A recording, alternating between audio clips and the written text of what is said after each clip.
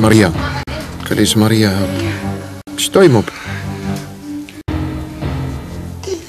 Kuidas asi edeneb? Vandekohus läks nõu pidama.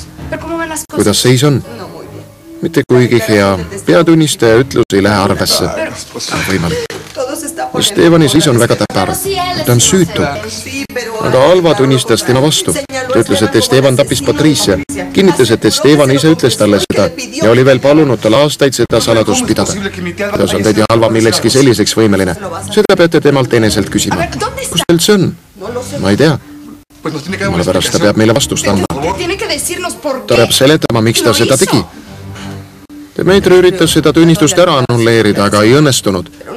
Saame ainult loota, et vandekohtunikud ei jäänud teda uskuma.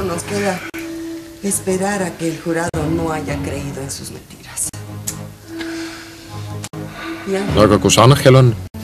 Miks tema kaasa ei tulnud? Maria Angel ei tulnud, sest ta tervis polnud korras.